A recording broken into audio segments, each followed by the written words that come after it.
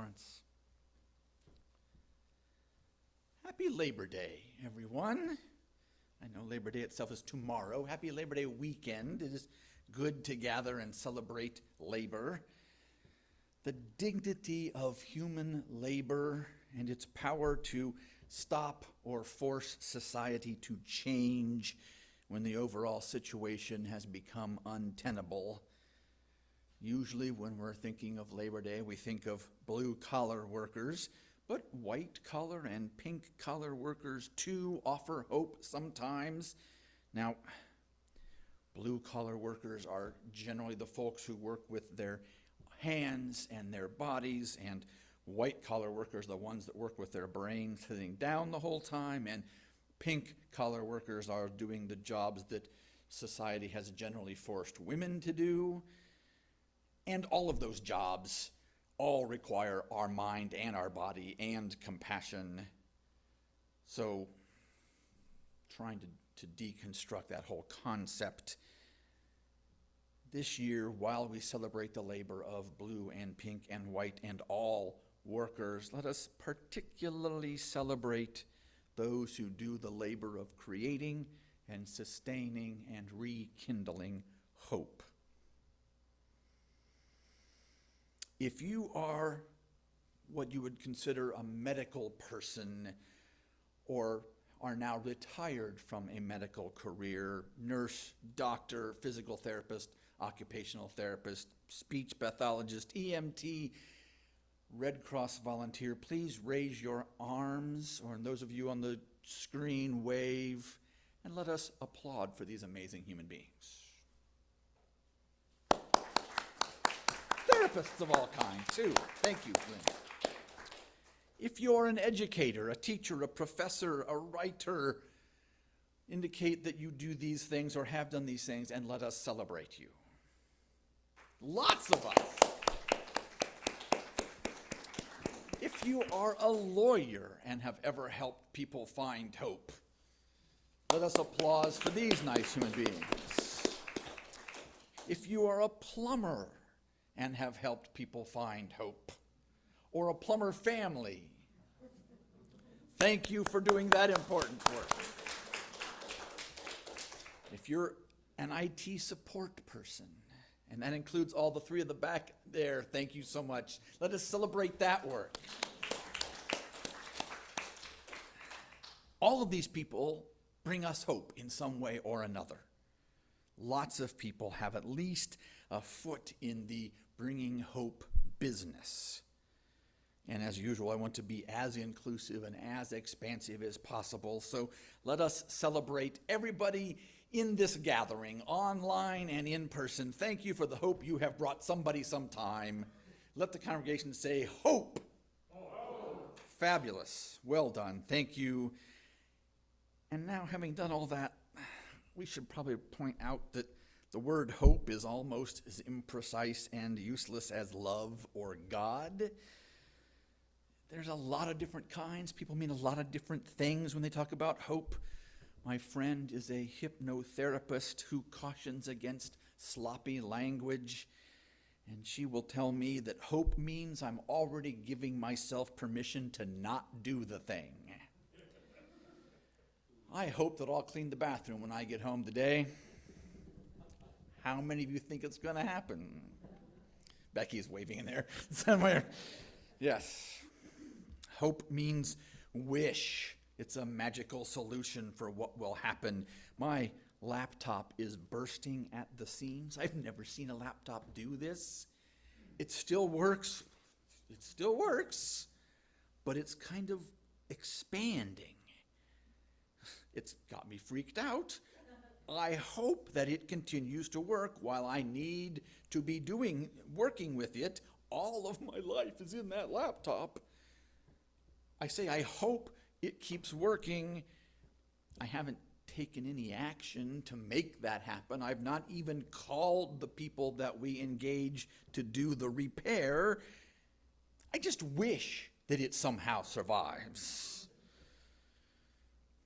Liberation theology rails against the hope that keeps the masses quiet and the status quo intact. Accept your place in this world. Take all the punishment and oppression. Do not create disorder in this world, and you will be rewarded for that good behavior in the afterlife. I'm not saying that's the wrong approach in every situation. There are times when that might be the most kind and most comforting response. That's just not the hope that I want to talk about. I feel called to a more active kind of hope. Educator and former civil servant Eric Liu writes, "To be optimistic is to assume things will work out. To be hopeful is to realize that things can work out if you work at them. Hope requires responsibility and agency. Optimism relieves us of both." In rooting for your sports team, choose optimism. In rooting for democracy, choose hope. Similarly, Cornel West exclaims, "Hope and optimism are different. Optimism tends to be based on the notion that there's enough evidence out there to believe that things are going to get better. Optimism is much more rational, deeply secular, whereas hope looks at the evidence and says, doesn't look good at all." Going to go beyond the evidence to create new possibilities based on visions that become contagious, to allow people to engage in heroic actions always against the odds, no guarantee whatsoever. That's hope. I'm a prisoner of hope, though. Gonna die a prisoner of hope. And finally, Rabbi Jonathan Sacks, optimism and hope are not the same. Optimism is the belief the world's changing for the better. Hope is the belief that together we can make the world better. Optimism is a passive virtue, hope an active one. It needs no courage to be an optimist, but it takes a great deal of courage to hope. The Hebrew Bible is not an optimistic book. It is, however, one of the great literatures of hope. Here's a story to demonstrate the difference. It was told on Twitter about a week and a half ago by a person who calls themselves Tammy. Tammy writes, "Went to the bank. The lineup was 15 people deep, so I braced myself, being the only person wearing a mask and knowing it would take a while. Man behind me began to share about his struggle with cancer and how he's been waiting since January for surgery. I asked him if he wanted to go ahead of me, as it was visible how ill he was, but he declined. I then quietly asked if he wanted one of my extra masks, because COVID is still in the air and still dangerous. He smiled, pulled a mask out of his pocket, and put it on. He said he didn't want to be the only person with a mask on and was happy to see me with mine. The lady in front of me, who had been listening the whole time, reached into her purse, pulled out a mask, and put it on as well. I know it's easy to assume everyone who doesn't wear masks are people who are ignorant and or cruel, but there are definitely some who are scared of being different or ridiculed. They're as scared of that as they are losing their health, because wise choices have been stigmatized. Since those in power who are supposed to set a standard and expectation of caring about each other have opted out, it's really up to each of us to support, educate, and protect each other, even if it's just one mask and one person at a time. The man with cancer and the lady ahead of Tammy both wished that people would be wearing masks. Tammy hoped for it and wore her own and created a better reality around her. Tammy lived out of hope. And if we take a deeper look at this, Tammy's action is even more hopeful than we might have first thought. Tammy knew she was risking ridicule. She had no guarantee that her mask could influence others to wear theirs. She was not wearing her mask to force others into it. She wore a mask because it was the right thing to do in her mind. That's the crucial difference. Eric Liu wrote, "To be hopeful is to realize things can work out if you work at them. Rabbi Sachs said, hope is the belief together we can make the world better, whereas Professor West says no guarantee whatsoever. And Václav Havel insists that hope is the certainty that something makes sense regardless of how it turns out. That's the radical hope to which I am called, and the hope that Tammy demonstrated in the line at the bank.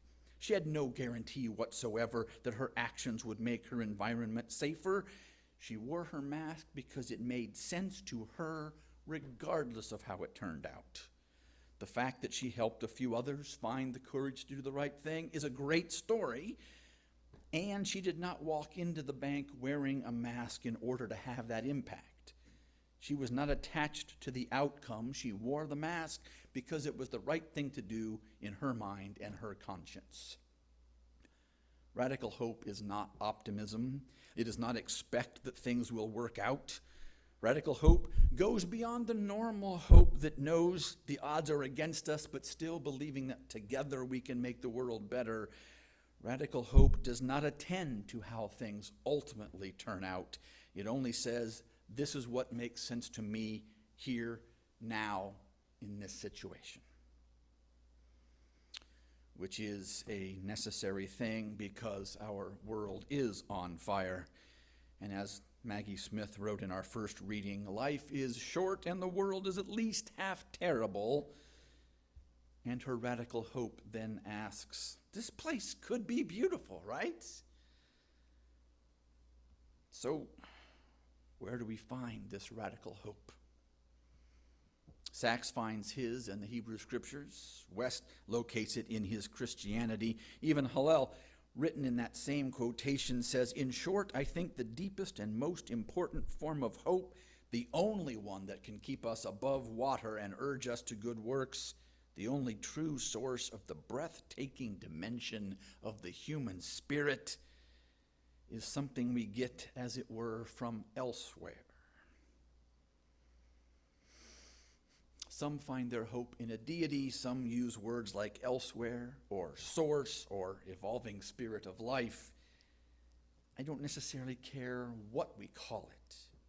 I just know that I find it right here in the pulse of life in my neck and my wrist, and the breath in my lungs and in the eyes of the people around this room, and the people I see on that and that screen. Schweitzer said in our chalice lighting, each of us has cause to think with deep gratitude on those who have lighted the flame within us. Radical hope comes from the thrill of being alive and engaging with other living beings, collaborating to do that which we believe best, given the information and the resources we have.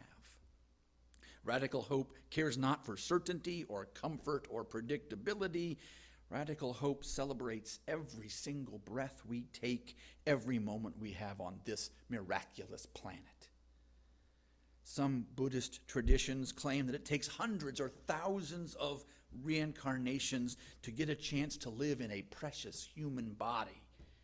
And then we get here and we get attached to it and afraid for it, and we ignore or deny half of the things that we might experience.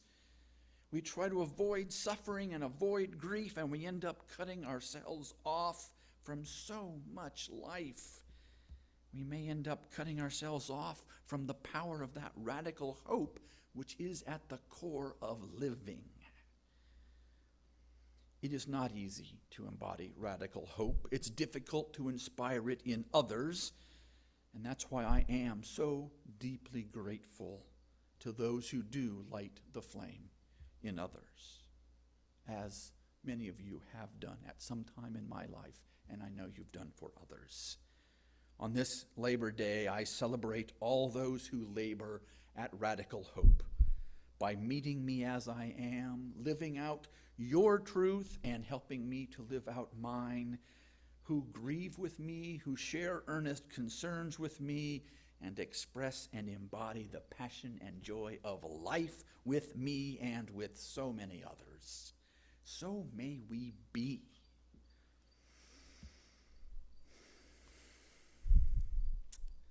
Oh, oh my goodness, is it good to be here with you all. Thank you for listening to that sermon. If you liked it or if you didn't like it, please give money so that we'll do it again next week. And I know so many people here give their time, give their emotional energy. They donate so much in keeping this place alive and thriving and doing such good works in the world. The Dale Gibson Memorial Crop Hamburger Walk is coming up next month. We do all these good works. It does take time and energy, and it takes money. Those of you here in the sanctuary will have a basket you can put money in. Those of you online can click on the link. And while you're doing that, we get to listen to more music by Ian Bunker.